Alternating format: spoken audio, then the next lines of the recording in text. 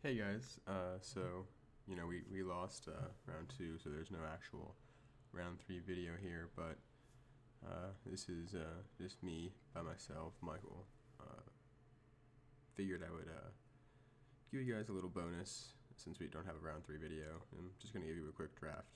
I'm not going to record the actual rounds, but if you just want to watch me do a quick draft here by myself, you're welcome to join in. I'm not sure how much I'll be able to talk by myself. I'm not really used to just narrating individually, but we'll see how it goes.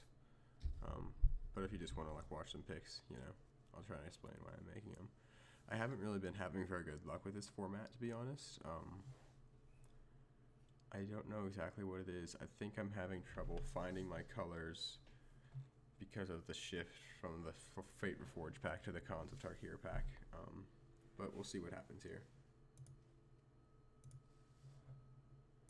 Alright, so we've got Scroll of the Masters, which I don't think is a very good card as our rare. What looks good? This looks like a pretty weak pack overall.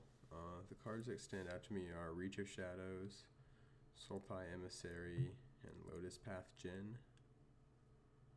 And all of those cards are just okay. Nothing here is very good, to be honest. Grim Contest is weird and okay, but it's two colors and I want to first pick it. I think I'm going to either be taking Lotus Path Djinn or Reach of Shadows. I guess I'll just take the removal spell, but I'm pretty unhappy taking this card as a first pick, to be honest. It's relatively unconditional removal, but it's pretty expensive, so I don't know. But this guy's kind of just I don't know. The 4-mana 2/3 flyer with prowess is not as good as the white one from Cons of Tarkir that has vigilance instead of prowess. The Alabaster Kirin. So we'll see. Oh, interesting. We got past a foil Ojutai Soul of Winter. I don't know about that. That seems kind of good. 7-mana 5/6 flying vigilance. Whenever a dragon you control attacks, tap target non-land permanent that opponent controls. It doesn't untap. That seems pretty strong if you can get it out. I mean, 7's very expensive, but what else do we have here? We've got an Orc Sure Shot, which is a pretty strong card too, actually.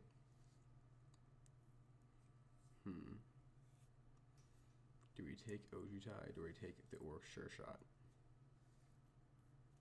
It's an interesting question.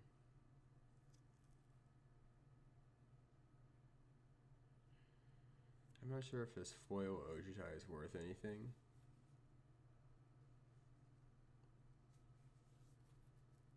But it might be, so I'm just going to pick it and we'll see what happens. We might not end up playing it or whatever, but it might be worth a couple tickets. And it seems pretty sweet, so we'll see what happens. Alright, what are we getting past here? Got the green dragon, the red uncommon dragon, Gurmag Angler, which I like a lot, Mardu Scout. Yeah, I mean, these dragons are fine. I'm not really crazy about them. I think I'm just going to take this Gurmag Angler, which I think is a pretty good card. Just to stay with our black. Alright, what do we have here? Goblin Heel Cutter is pretty sweet, so maybe we should be moving into red.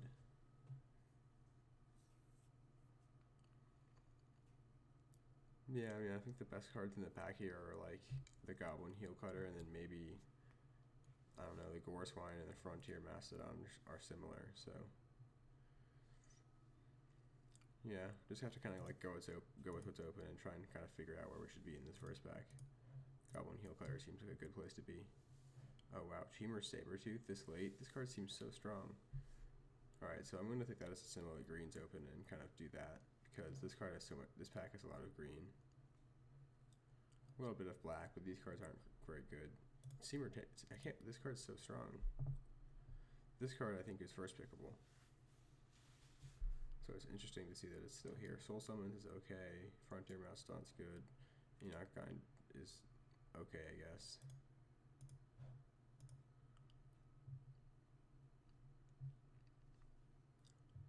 here's a Gurmag Angler, which I like. I think I can take this. Floodfire Enforcers I don't think is very easy to turn on, so don't know about that one.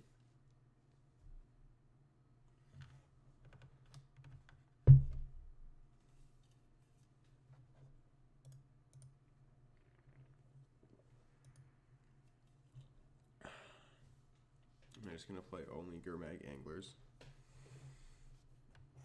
I mean, I play 3 of them if I have no other Delve cards, so maybe I should be shifting over into white. I could be Abzan, perhaps. It's a possibility. I have been seeing some white-black stuff going past me.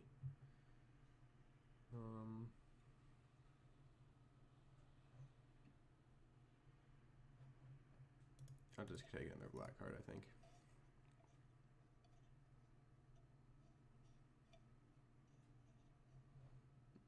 Yeah, and here I'm going to take this Anok Guide.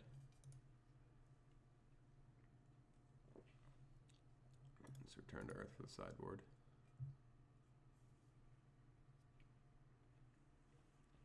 Nothing really good here.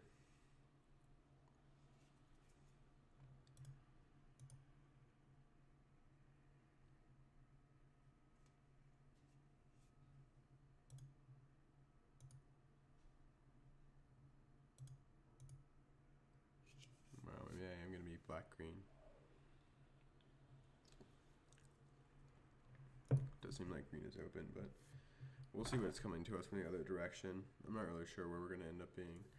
I very much doubt we're going to play this Ojutai Soul of Winter, and the Goblin Heel Cutter seems unlikely as well, just because black, green, red isn't really a combination we want to be in.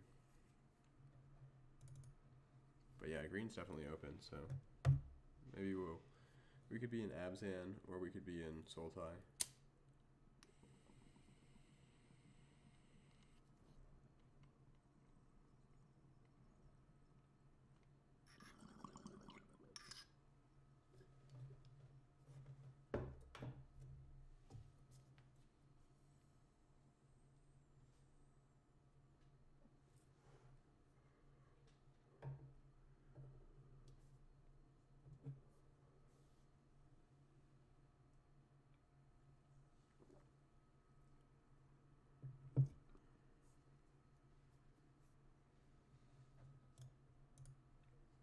I don't know if you guys see what I mean, but I've just been having a hard time finding my colors in this first pack. Seems like people are all over the place. I don't know, maybe it's just me.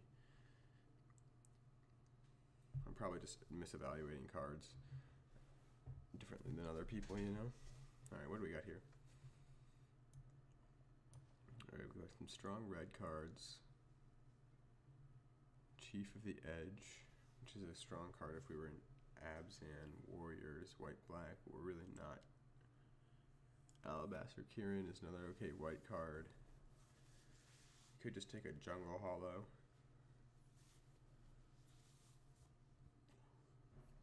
It's kind of sad, but the Jungle Hollow might be the safe pick here. Just because we're not exactly sure we're going to be playing anything else. It's really unfortunate. Maybe I should just take the Mardu Heartpiercer. And maybe we just end up going like into the red-green deck. I don't know. Yeah. I'm just gonna spitefully take this Mardu Heartpiercer just because this pack is pissing me off.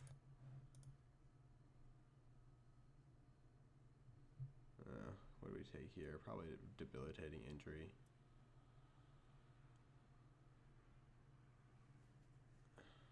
Yeah. Probably should have just taken that black-green land. That was silly to take this Heartpiercer.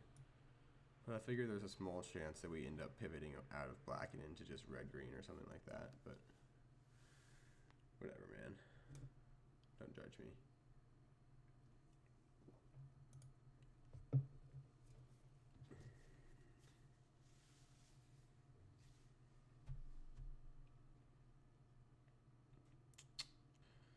Yep, and here, interesting choice between more Delve creatures. I think we just have to take one. This guy's pretty much just better than the Hooting Mandrill, so probably take a Scavenger. That's flying. Ooh, Kindred Invocation is pretty good. Pretty good reason to be in black-green. Happy to see that. We don't really have any things to... I mean, we have Gurmag Anglers, but we don't have like Archer's Parapets or Disowned Ancestors to really break it. Alright, so here we can choose to try and go into Sulfile. The red's gonna happen. We can take another Hooting Mandrills. We can take a Kirin. We can take the Jungle Hollow and play it safe. You know, I mean, it's just as likely that we can, like, we open up a really good Abzan card. I'm just gonna take the Jungle Hollow, I think. It's a good point to pick it up. Interesting. Alright, so here we could pick up... Well, either of these lands would be interesting pickups for us. Or we could take the Disowned Ancestor to go with our Kindred Invocation, which is pretty sweet. Yeah, I'm going to pick this up. Oh wow, Incremental Growth is a very strong card. Pretty late pickup for us here. Green is definitely open, so we did at least identify that a little bit. Definitely want to take Bitter Revelation. It's a good card draw spell. It takes you really deep into your deck, and it also fuels Delve for all of our Gurmag Anglers. Yeah, and I'll actually easily play two. Gonna go ahead and cut the red cards. This deck is actually kind of coming together a little bit. The Anok Guides are like in a 2-color deck, basically just 2-mana 2/2s, which are fine. Not really ideal. Yeah. Hopefully we'll get some better stuff to be able to replace these. If we are in 3 colors, the Anok Guides are fine, I guess. I don't really like using them for mana fixing because it makes you draw a land, which kind of sucks. Is Hardened Scales any potentially good at all? Not really. Not unless we just have so many things. Maybe it is, though. I'm just going to take it.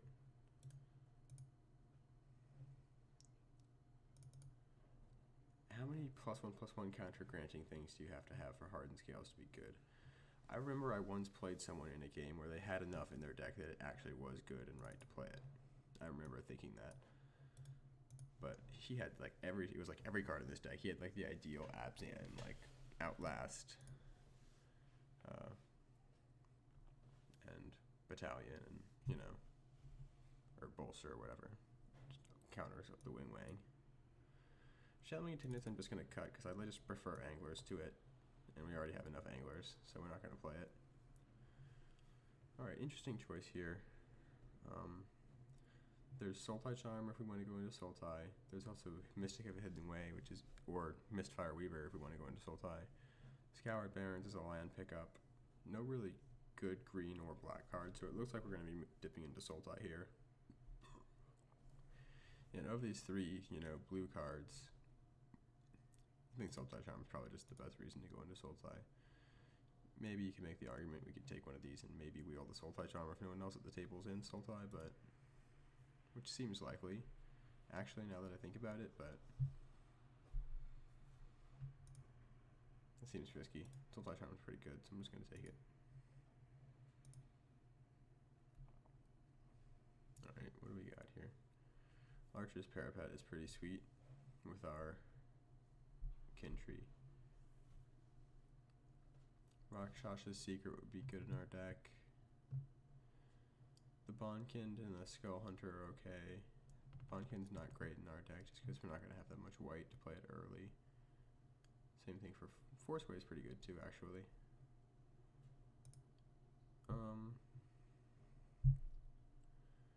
Yeah, I might want to just pick up a Forceway here, actually. The Scion of Glaciers is pretty strong, but if we're just splashing blue, we don't want it because it's double blue, so Forceway can be pretty good in this kind of a deck to buy you some time.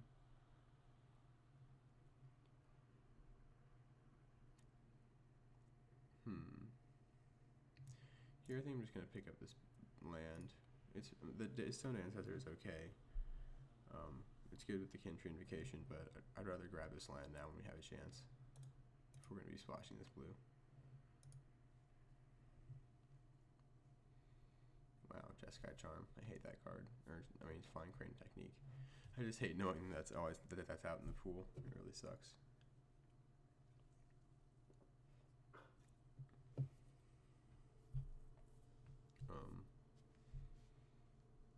Yeah, there's not really much for us in this pack.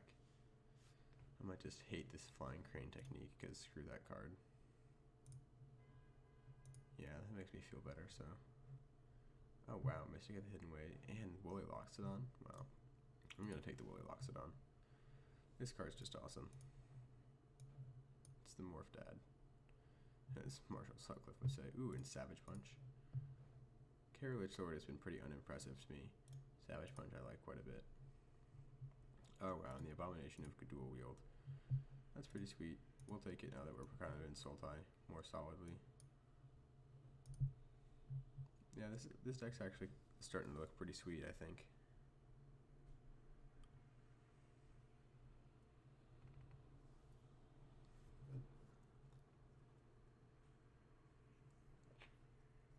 Could take the Mandrills, could take the Abzan Guide. There's a chance that we go into the no red if we have just enough land fixing, so I'll take the Abzan Guide over another Mandrill, just because we have enough Delve creatures like that. It's basically just a worse version of the Angler, I think. Nothing here for us. Let's take the Dragon Throne of Tarkir, because it's a rare. Why not?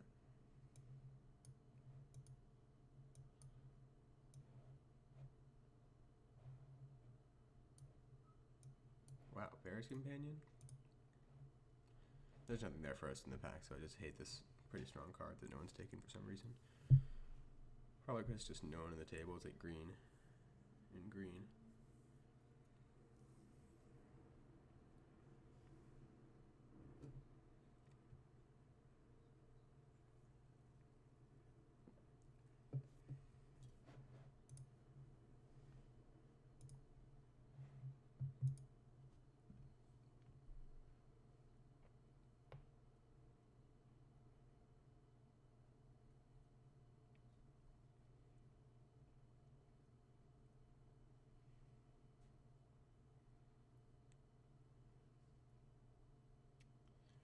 I'm in New York right now and it's snowing so much and it's like -3 degrees outside, so I really probably just gonna be sitting inside all day playing Magic. No desire to go freeze out there.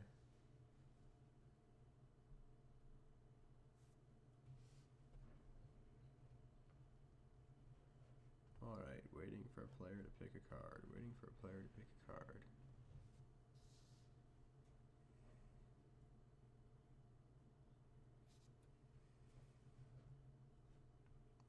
Waiting on Mr. Tree over there.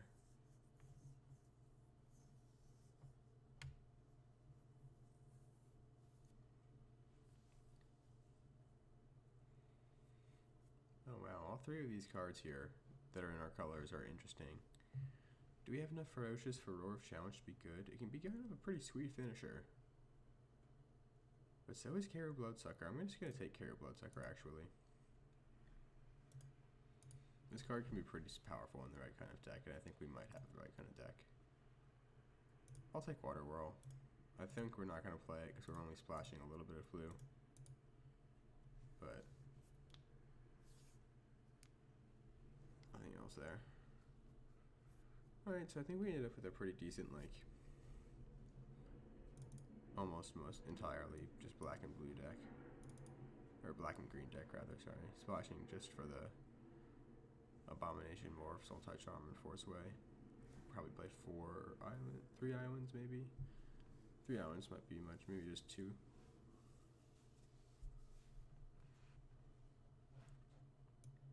Alright, let's see what we got here.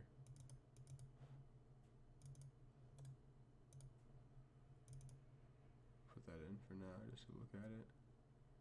Is this card worth main decking? Nah. Oh, I've seen people main deck it though. I'll bring it in if it needs to be brought in. 23 cards here. I don't like the attendance. This goes here. This goes here. This is a creature.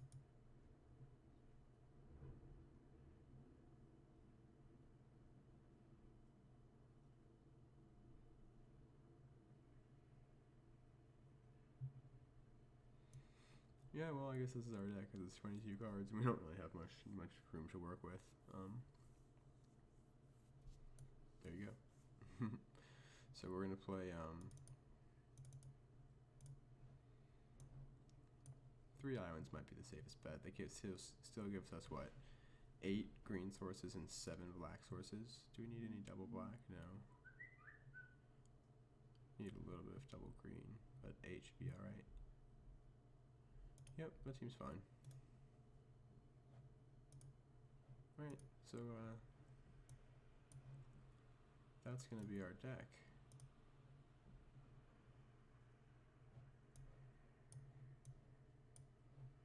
Seems all right. I'm not crazy about all these just random 2/2s. I wish that they were like parapets and disowned ancestors to go with in another kin tree invocation. That would make this deck a lot better. But we've got some, like removal. We've got some strong guys. We got some big delve guys. So should have some late game, beaters. Yeah. So that's the draft. I'm actually not going to record the rest of this, the rounds. So I'll see you for the next, full video with another partner next time. Yeah. So this is just kind of a little bonus draft, and I'll see you guys later.